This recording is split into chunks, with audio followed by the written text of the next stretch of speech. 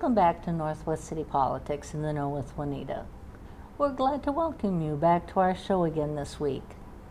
We're glad there's people like you that are interested in the issues that are happening in our cities, because it is important for good government to have people that are concerned, following the issues, in communication with the people that are mayors and city council people and running the city. So we're glad that you're interested. Now we're in the middle of election season. So now we've been bringing to you each week people from various city councils that are running for office. And we hope that you'll use this time to gather information about the people running in your city, so you'll be a little prepared to who you're going to vote for come November 4th.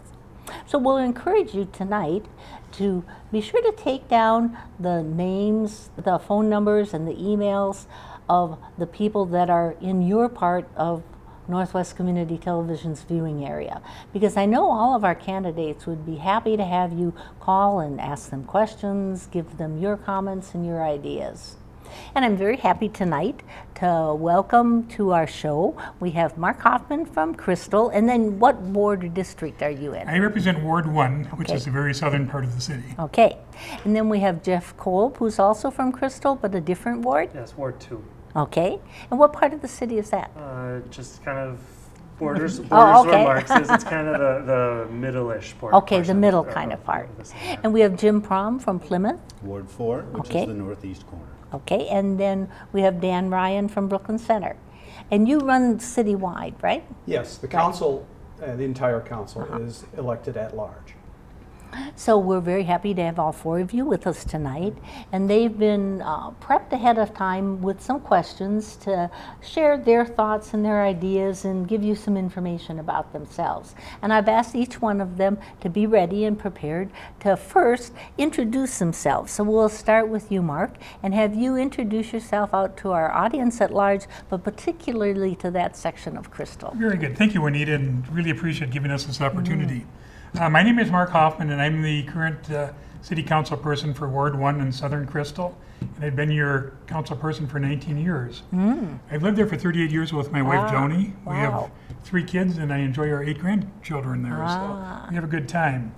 I'm retired from retail. I was in procurement, management, and sales over my course of the history. I have a business degree from St. Cloud State College.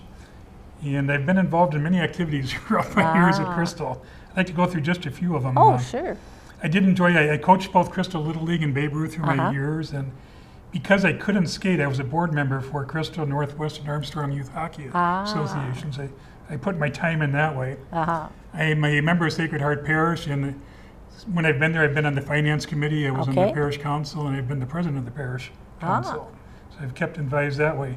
And then for 16 years, I was involved with the city's advisory commission. So I started out with the Park and Recreation department for 10 years, and then I was the Long Range Planning Commission, and I ended up with Economic and Development Authority Advisory Commission.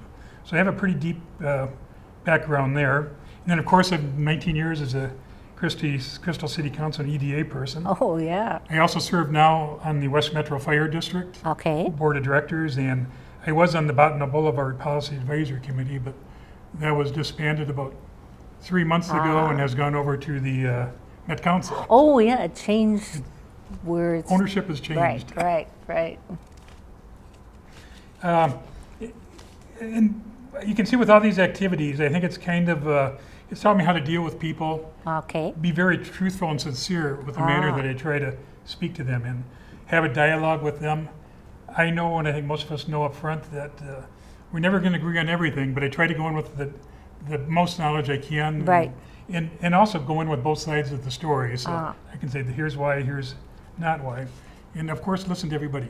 Now, I asked you to think about issues that are important in your city and that are important to you. So why don't we start with whatever the first issue you'd like to talk about. Okay. My biggest issue, and it's always been that, I think since I've ever run, it's really the city's annual budget. Okay. Everything we absolutely do comes out of the budget. So it's how we tax the people and how we treat them. We work with all the employees. We do our public safety. We do streets and utilities, and Parks and Recreation, those are probably the big ones. It's a long process. It takes about 6 months to go from where we start to when we finally okay the budget in December. So it's a fairly long 6-7 month process, and it's pretty time consuming, and it is really nitty gritty. I think this is one of the areas where, Crystal's been very good. We're very transparent on this. We have our city council meetings, which are always televised and in person, obviously. Our work sessions are all audio taped now, so you can get in there, but a budget session probably is not a good place to listen to on a tape if you want to get anything out of it. So we go from there. I think some of our biggest challenges coming up, and it's always our biggest challenges, is really, you start with our employees. It's the largest part of the budget. We have to treat our employees fairly and honestly. I think honesty is always a big thing. So we treat them honestly so we can take care of them. I think as everybody knows, your benefits, especially health insurance today, is just a killer, and we are going through 10, 12, 13% increases on an annual basis for the city, and it's a large part of the budget. So we have to be very, very careful about that. So it's all kinds of things, but it's the employees are probably number one, and it's 60-70% of our budget. So I mean, it really is the biggest part. Other things that we have to really watch is our capital equipment. We have to keep going forward. The one things we have to do, everybody's got to have water on a daily basis. And in the winter, it's awfully important, I found out, to plow the roads after a snow. It only happens 6-7 times a year, but it's really, it's important to get things done when we're there. I think the council has to maintain, we have a good working relationship now. We have to get a little tighter. When we agree on something, I think we have to follow through on it. And we're getting a little bit of problems there where we agree at things in a work session, and when we get to the voting, things are changing fairly rapidly. And that's why I think it's very important for the citizens to be involved. I think when people show up for our meetings, we really feel good. It doesn't happen often, and this summer has been kind of hard because we go through the budgets, and I think all the opponents know how I feel about budgets, and they haven't shown up for the budget meetings. I think that just is a striking discord to me. So I think that's my major issue, is really budget and everything related to budget. And there's smaller parts that if we have time later, we'll talk about. Well, I want to give you time now, though, to tell the people out in Crystal, why should they vote for you when they go into the voting booth? I think the big thing for me right now is it's my extensive knowledge and experience on the city council, and in my other relationships as a private citizen through the city of Crystal, my business, and my faith projects. I've represented a lot of people. I've listened to a lot of stories. I handle the budget pretty well. I can look at numbers and I see them jump out, and things are often different to that. No matter what people say, I think I really do listen to people. I enjoy talking to people. It's one of the most things about knocking on doors, that you actually get to talk to them, because we don't get to do it in person too often while we're in this council chambers or anywhere else. So that's kind of where I think, just my experience and background, I think, are just so extensive that and my proven leadership. Crystal's been very lucky economically that our taxes have not risen dramatically like you read about in the paper about a lot of other communities. Now, we'll move on to Jeff Kolb and have him introduce himself out to all of our audience, but point yourself especially at your board, Board too, sure. All right, well, thanks. I first wanted to start by thanking you for the opportunity to be here tonight. I think it's a great service to the community, and I really enjoy being able to get the message out in a different way. I've done a lot of talking to people one-on-one, but this is a different forum in a different manner, and people aren't always home when you show up and knock on their door, so it's nice to be able to speak kind of semi-directly to those people. But a little bit about my background. My name is Jeff Kolb, and I actually I'm a first-time candidate for public office, so I've not run before. This is my first time. I have been married for 14 years. I've got my wife is Erin. We just had our first son. His name is James. He's 14 months old, so he's just started walking, and so that's been exciting to kind of go through. And I'm a small business owner. I'm a board member with the Crystal Business Association, and I'm also a member of Crystal's Planning Commission. So I should also mention my wife is a member of Crystal's Parks and Recreation Board. So we moved to this community approximately somewhere around three and a half years ago. I grew up in the area. I grew up in Maple Grove. I always say I grew up in the area. What that means to me, when I lived in Maple Grove, we actually had to come to Crystal to go to Target or to go to the grocery store. So Maple Grove was not what it is today when I was growing up there. So we spent a lot of time in Crystal, and my parents actually, after my brother and I moved out of the house, moved to Crystal. So my parents have been here since 2000, so about 14 years now. So I actually, and I'm very fortunate to have them in my ward. So we moved, my wife and I moved to Phoenix for a few years, and we were out in Phoenix and then came back. And when we came back, we wanted to choose a community to raise our family in. We ended up choosing Crystal for a number of reasons, not the least of which is that our son's grandparents are about 8 blocks away from us, so it's perfect. It's wonderful. We have built-in babysitters. My father's watching my son right now, so while my wife is actually at a Parks Board meeting. So we would really, when we moved in, we wanted to find a community and wanted to really get involved in making that community stronger. So got appointed to some commissions, joined the board of the Crystal Business Association, and then when the opportunity came to run for City Council this year, I was encouraged by some people to go for it, and so I took the plunge, and here I am. And then we'll move on to issues, because that's kind of what our program is all about. So if you want to share your most important issue, and then as we have time, any others. Sure. Well, I'm not really running, there is not one particular motivating issue that is motivating this run. What it really has to do with is when I moved to Crystal, I started going to the council meetings. Soon after I moved here, started getting involved in the community and understanding what it was that, what was going on. And I saw some things at those council meetings that I didn't really care for, especially among the people that were representing me. Had reached out to some people and didn't get contacted back and had just some bad interactions. And when the opportunity came up, I just felt that there was an opportunity for somebody to run that would take a different approach to the position. And I think it really has to do with listening to people and understanding what it is that what their concerns are, and what it is that they're looking to have done. And so I've been out knocking on doors extensively this summer. I've knocked on over 1,250 doors so far this election, and I'll get up to somewhere around 2,000 if I hit my goals. So I've been out pretty extensively and talking to people. And what I've found is that the concerns of residents are they're very different based on neighborhood, or it even may vary block to block. But they have very specific concerns, and they're things that are kind of small concerns, or things that they're not small to them because they live there, but they're things that could easily be fixed, and could be fixed if they had somebody advocating for them, but they don't have that person today.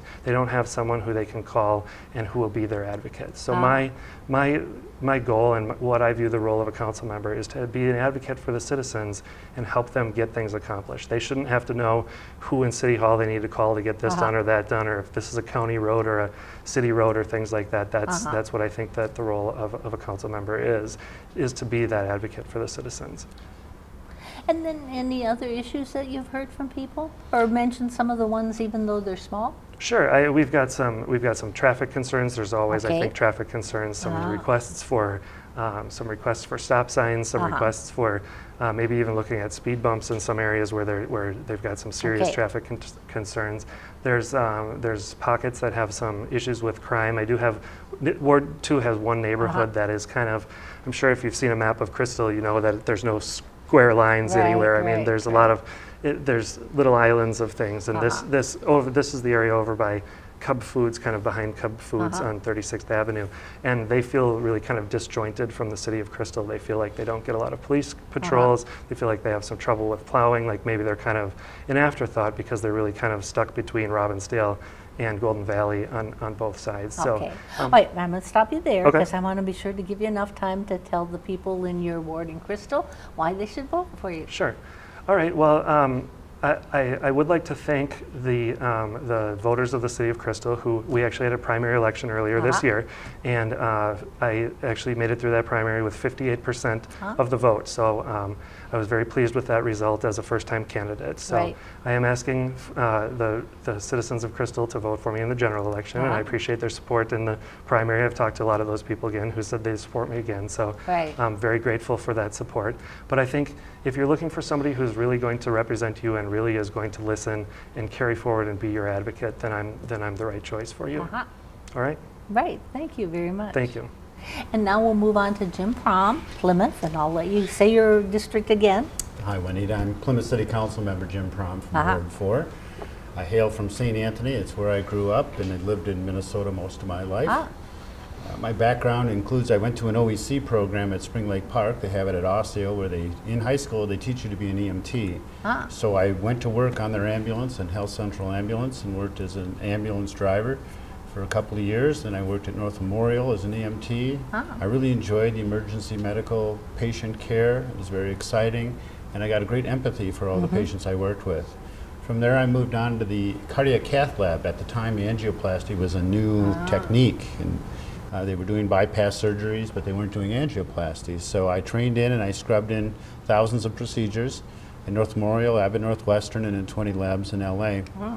After that point, I met my wife at a sales meeting. I was working for a company, and so I moved to LA and I worked for a company teaching doctors how to do a procedure that was very difficult. And if they didn't do it correctly, the patient died on the table. So unfortunately, after a few bad experiences, I decided we needed to have some sort of training mannequin. I taught CPR for years, but we didn't have anything to train. We all learned on the patient themselves. So I taught a glass blower how to blow the shapes of the chambers of the heart and the anatomy and the aorta and the coronaries. And I invented essentially a plastic version called Angiogram Sam, which I've been selling to hospitals and medical device companies. And it's been a fairly good business, and it's been fairly rewarding, knowing that people are getting the training that they need. In addition to that, at 22, I built my first home with my two brothers. And after I met my wife and moved back to Minnesota, I got my business degree and basically fixed up the homes we were in so we could plow up the equity. My wife wanted a newer home, and I really wanted to live on the lake. It had been a lifelong dream of mine. I got to tell you, it takes a few to get there, but after 10 years, we were able to buy a property, and I moved on to Bass Lake. And I love the lake, I love the water, and I became the president of the Bass Lake Association, so I got very much involved with the watersheds, TMDLs, and taking care of the lake. It's a voluntary association. We totally take care of it. So as a leader, I learned, how to deal with all the different people. Some neighbors had issues. You had the whole bell curve of personalities, and I was able to do very well. And they really told me to move on. Well, now I'm going to move beyond too. I'm going to move beyond to issues that are present in this election. Well, the first, I won't say important or whatever, but ones that are present. Sure. The first issue that I had to deal with was the joint powers agreement with the Bassett Creek watershed. Ginny Black, who was the former council member, is the commissioner there, and I worked with her and invited in the mayors of Golden Valley, Mayor Harris and Mayor Hemken, to get a joint powers agreement. And so I immediately moved out and reached out to them, and that was probably the best thing that I've done over the past year. There have been a couple other issues in Ward 4 currently pending, and those include the Four Seasons development. And also we have an empty school in Pilgrim Lane. Now, Ward 4 has both the Osseo School District and the Robbinsdale School District.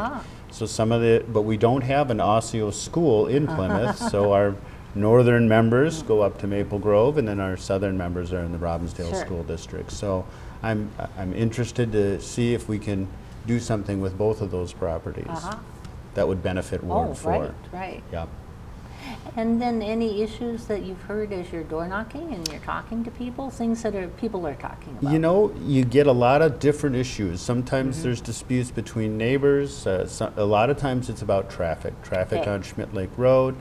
A lot of people want us to move like Maple Grove to get the yellow blinking arrow instead of the red arrows, which we are doing. We are doing that in Plymouth, so we're moving on that. So we try to respond quickly Okay. to complaints. We're a Right. complaint-based city, and if you have a complaint, we like to address that right away. And one time, Wright Hennepin came in and decided to give everybody street lights, and you might not believe this, but some people didn't want them. So I got calls on this hand about people right, saying, right. hey, I don't want the street light, and I don't want to pay for it. And I got calls on this hand saying, we love the street lights, what can we do? So Yeah. I had to meet with all the neighbors, get them to sign their petitions. The ones that wanted street lights got it, the ones that didn't, and everything worked Wow. out well. So I think that's an important role for a council member to play. Oh, definitely. And now, why should people in your district vote for you on election day? Well, ask people who know me. Okay? I'm easy to deal with. I'm empathetic. I treat you as an individual. I don't care what your background is. I don't care what your philosophy is. If it's an issue with the city, I'm here to help. That's kind of my nature. If there's something we can do, I want to do that. And with the examples that I gave you, it's working out pretty well. Also, as a new city council member, there's a lot to learn. And there's a lot of right. meetings to go to. I get invitations from Twin West, from the Metro Cities, from the League of Cities, from the Met Council. On any given day, I could go to probably 2 or 3 different meetings. So it's helpful that I have the time and the flexibility with my own business that I can take a couple hours out here and there Right. and actually attend these important meetings so that I can be a better council member. Okay, thank you very much. And we'll move on to Dan Ryan and let him introduce himself out to our audience and to everybody in Brooklyn Center, right? And I too would like to thank you, Anita, for the opportunity to join you and other members of the panel here on Northwest City Politics 2014 Candidate Profile. To introduce myself, I grew up in Brooklyn Center, graduated from Brooklyn Center High School. I earned a Bachelor of Arts from the University of Minnesota in Political Science. And after living in Minneapolis for a few years, my wife Nora and I returned to Brooklyn Center, bought our home, and remained there since 1991. My working life has included blue-collar experience as well as middle management. My last position, I was a materials supply manager for a high-tech metal finishing firm. I retired in 2011. And of course, being retired, I share that flexibility that helps to serve in the position. As has been mentioned, there are a lot of demands, there are a lot of meetings that we can attend, and many different policy challenges that all of us on the council need to study up on and become engaged with. And that means a good amount of time and effort. My past experience includes work as an intern with the Minneapolis Housing and Redevelopment Authority on the urban planning staff back during my college years. I'm on the board of the Brooklyn Center High School Alumni Association. I'm a member of the Lions Club, and I'm a neighborhood watch captain. My first campaign for office for the City Council was in 2006, and so I've now served 2 consecutive terms. I have deep roots in Brooklyn Center, where I've lived for over 38 years. And my history with the city gives me a unique perspective on our current challenges and our future opportunities. Yeah, you've seen a lot of changes happen along the way, right? Very much so. For example, one of our signature features in Brooklyn Center for many years, of course, is Brookdale. Right. And as a kid, I remember going out and one night with a neighbor lady, she brought us out to one of the produce growing fields on the other side of Highway 100 from where we live, and we were picking the asparagus. And I said to our neighbor, one of the neighbor moms, Shirley, doesn't the asparagus belong to the truck farms? She said, no, the truck farms have moved out. Next year they're going to build a big shopping center here. It was Brookdale. And one of my most important votes, of course, was to tear it down. So that just indicates long experience. Seeing firsthand how the city has been transformed from a village in the 1950s and early 60s to a completely built-out urban community. And now some of the issues that are facing Brooklyn Center at this time.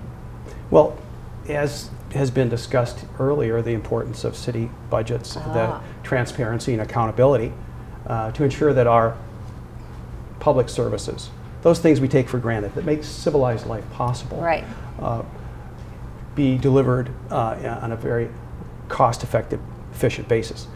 Naturally, that's a part of our responsibility and our hands-on management demands we do it well.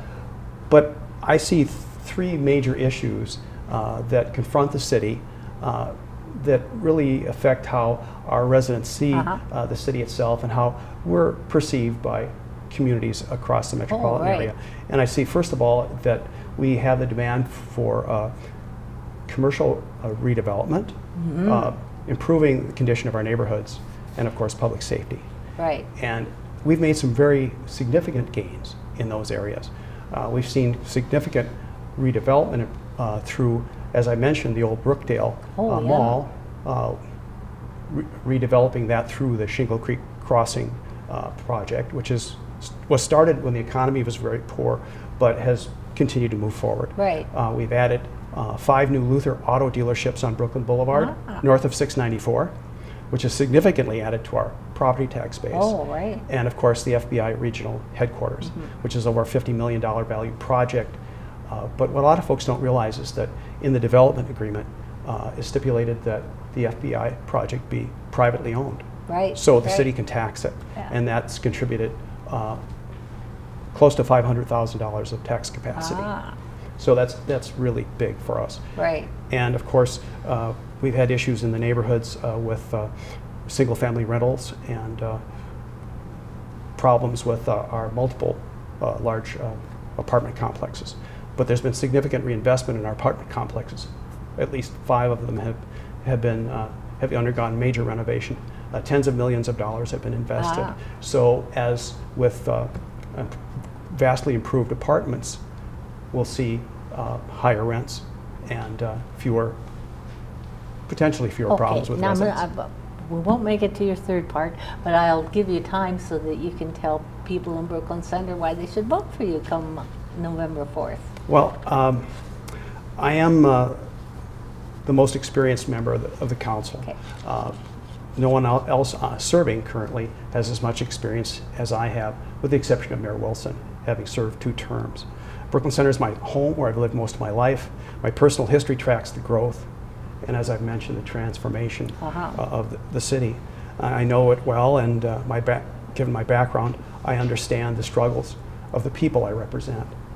I try to be a good listener, I'm very empathetic, and I make every effort to treat every person with every complaint with respect.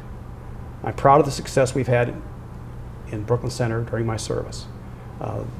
As I mentioned, the Brookdale Mall redevelopment through Shingle Creek Crossing, building the FBI headquarters, and all the other commercial development that has brought new jobs and expanded our tax. And I want to thank all of you for taking time, because I know it's a very busy time when you're campaigning for office, to come and share your thoughts and your ideas with our audience. And we'll encourage all of you out there to take the time to gather information on the people who are running for office in your city.